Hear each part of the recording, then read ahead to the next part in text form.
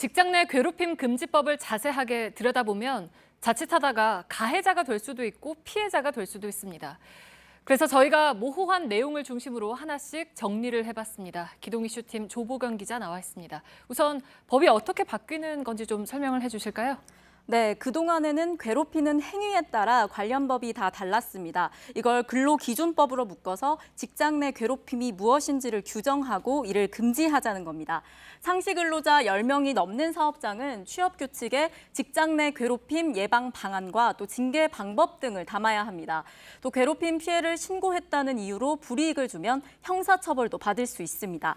네, 근데 이게 뭐가 괴롭힘인지 아닌지는 사실은 사람에 따라서 좀 주관적인 문제일 수가 있잖아요. 근데 이게 분명하게 정해지는 겁니까? 네, 일단은 세 가지 조건을 모두 충족을 해야 합니다.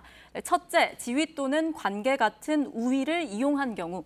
둘째, 업무상 적정 범위를 넘는 행위를 시킨 경우. 또 마지막으로 이로 인해서 신체적, 정신적 고통을 주거나 또 근무 환경을 악화시킨 경우여야 합니다. 네, 저게 첫 번째, 우위를 이용한다라고 하면 상사가 부하 직원에게 하는 경우만 해당이 됩니까? 네, 그렇지는 않습니다. 직급뿐 아니라 사실상 우위를 점하고 있다고 판단되는 모든 관계에 적용이 되는 겁니다.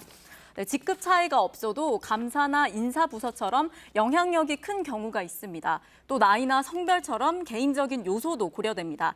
동료나 심지어 후배도 괴롭힘의 가해자가 될 수 있는 겁니다. 네, 그러면 예를 들어서 당사자는 싫은데 상사가 오늘 퇴근하고 술 한잔 하자 이렇게 제안하는 것만으로도 그러면 혹시 괴롭힘이 될 수 있습니까? 네, 그 제안을 지속적으로 요구하고 또 응하지 않았을 경우에 불이익을 준다면 문제가 될 수 있습니다. 제가 예를 한번 들어보겠습니다. 네, 선배가 후배에게 김 대리 퇴근하고 가볍게 한잔하지? 이렇게 제안만 했다면 괴롭힘으로 보기가 어렵겠죠. 그런데 거절했다는 이유로 사유서를 쓰라고 하거나 또 불이익을 준다고 하면 괴롭힘이 될 수 있는 겁니다. 또 회사 대표가 술자리에서 폭음을 강요해도 괴롭힘이 됩니다. 사발에 술을 섞고 원샷을 시킨다거나 또 개인 사정과 관계없이 계속해서 술 먹을 것을 강요한다면 괴롭힘으로 볼 수 있는 겁니다. 네, 그리고 퇴근을 하고 나서 업무 지시를 하는 것도 늘 논란이었잖아요. 이것도 새로운 규정에 들어 있습니까? 네, 어떤 내용인지 또 얼마나 자주인지가 중요합니다. 또 카톡 내용이 업무상 적정 범위를 넘어섰는지도 봐야 합니다. 네, 심야나 주말에 시도 때도 없이 일방적으로 상사가 카톡을 하고 대답을 요구하는 행위는 괴롭힘이 될 수 있습니다.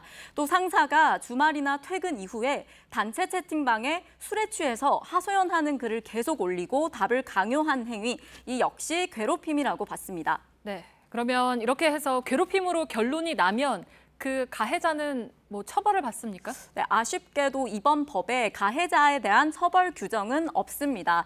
다만 피해자가 괴롭힘을 당했다고 회사에 신고를 하면 회사가 신고를 받는 즉시에 사실 조사에 들어가야 합니다. 네. 또 이에 상응하는 조치도 취해야 합니다. 물론 폭행이나 성폭력 등은 다른 법률에 따라서 처벌받을 수 있습니다. 네, 알겠습니다. 조보경 기자였습니다.